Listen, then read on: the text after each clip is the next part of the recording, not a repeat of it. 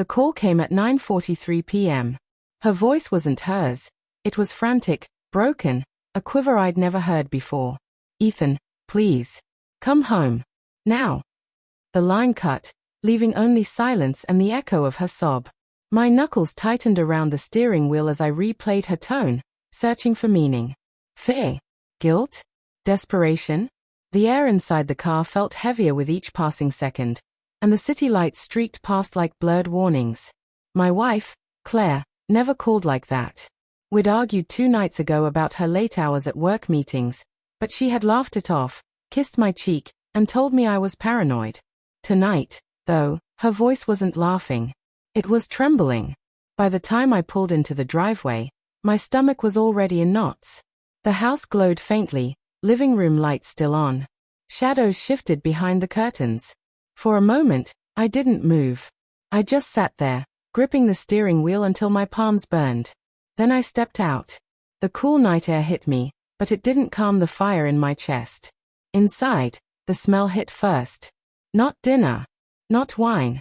Something different. Heavy, musky, unfamiliar. I froze in the entryway, listening. Whispers. Quick. Urgent. One was hers. The other, male. My throat tightened.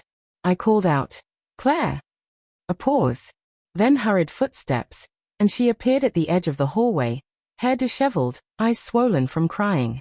She rushed toward me like she was about to collapse in my arms, but I stepped back before she could. "Ethan," she whispered, voice breaking. "Please, listen." I wanted to. God, I wanted to. But over her shoulder, I saw it, shoes by the couch. Black leather, too big to be mine.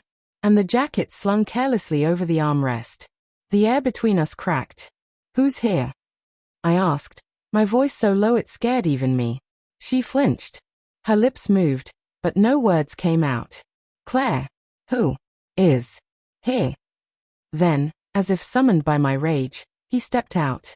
A man, tall, broad-shouldered, shirt hastily buttoned.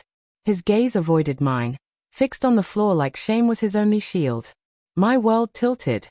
"Ethan, it's not," Claire began, reaching for me. I shook her off, my chest heaving. Don't you dare say it's not what it looks like." Her face crumpled. Tears streaked down her cheeks, but I couldn't tell if they were for me, for him, or for herself. The man cleared his throat, finally lifting his eyes. "I should go." "No," I snapped, stepping forward. My pulse roared in my ears. "You don't get to slither away. Who the hell are you?" He hesitated, then said quietly, "Daniel." The name hit like a stone. Daniel, her co-worker. The one she always swore was just a friend. The one she mentioned casually but too often, laughing at jokes she never shared with me. I felt sick. "Claire." My voice cracked. "How long?"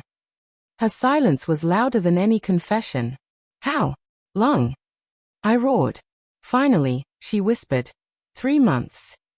The words shattered something inside me. 3 months. 90 days of lies. Of her lips touching mine after touching his. Of her warmth in our bed, already shared with someone else. I staggered back, gripping the wall for balance. My vision blurred with rage and heartbreak, colliding until I could barely see either of them. "Why?"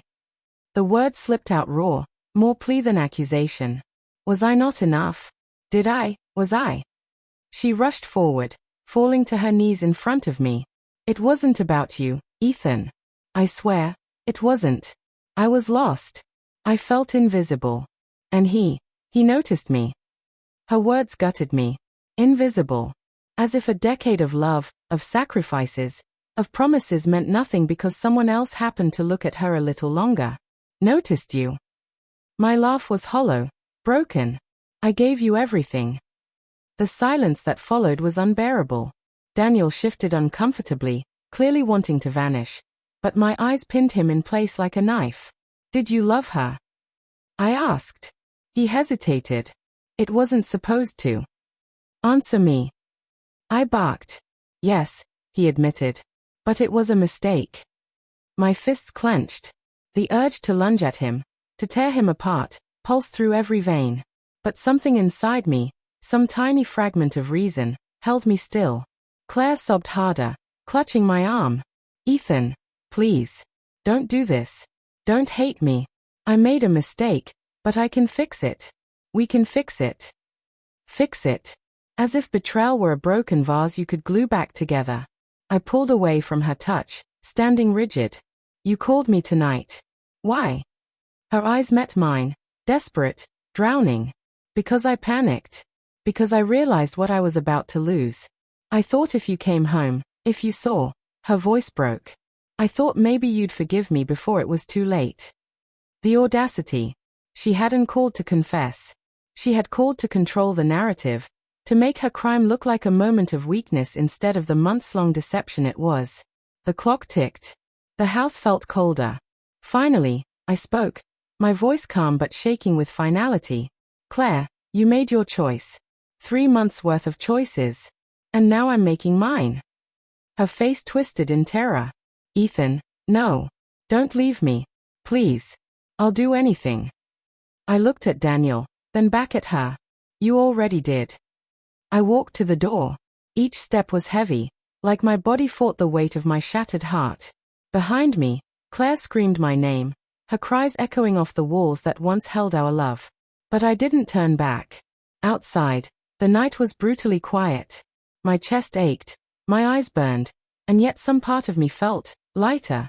Because in that silence, I knew the truth. Some betrayals carve scars so deep, no apology can ever reach them. And her voice, the one that once made me feel alive, would forever haunt me as the sound of everything I lost.